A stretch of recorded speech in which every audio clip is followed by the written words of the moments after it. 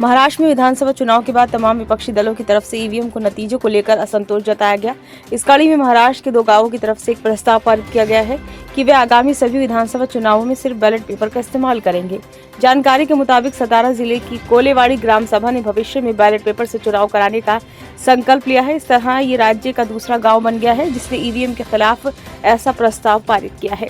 ये गांव कराड़ यानी कि दक्षिण विधानसभा क्षेत्र के अंतर्गत आता है, जिसका प्रतिनिधित्व पहले वरिष्ठ कांग्रेस नेता और पूर्व मुख्यमंत्री पृथ्वीराज चव्हाण करते थे।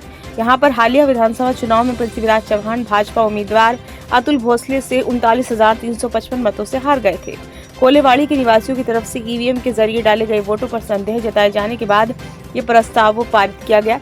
ये प्रस्ताव सोलापुर के माल शिरस निर्वाचन क्षेत्र के मरकटवाड़ी के ग्रामीणों के एक वर्ग की तरफ से ईवीएम की विश्वसनीयता पर संदेह व्यक्त करते हुए मतपत्रों का उपयोग करके नकली पुनर्मिलन कराने की कोशिश के कुछ दिनों बाद पारित किया गया था।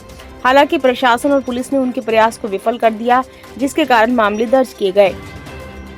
मामले में एक ग्रामीण ने मंगलवार को बताया कि कोलेवाड़ी की ग्राम सभा ने एक प्रस्ताव पारित किया है जिसमें कहा गया है कि भविष्य में चुनाव ईवीएम के बिना बैलेट पेपर से कराए जाने चाहिए। उन्होंने कहा कि चुनाव आयोग को सामूहिक मांग को देखते हुए बैलेट पेपर प्रणाली पर वापस लौटना चाहिए। उन्होंने कहा, हमने संकल्प लिया है कि कोलेवाड़ी के लोग तभी मतदान करेंगे जब प्रक्रिया बैलेट पेपर का उपयोग करके ही की जाएगी। अगर भविष्य में चुनावों में ईवीएम का उपयोग किया जाता है तो मतदान हम नहीं करेंगे।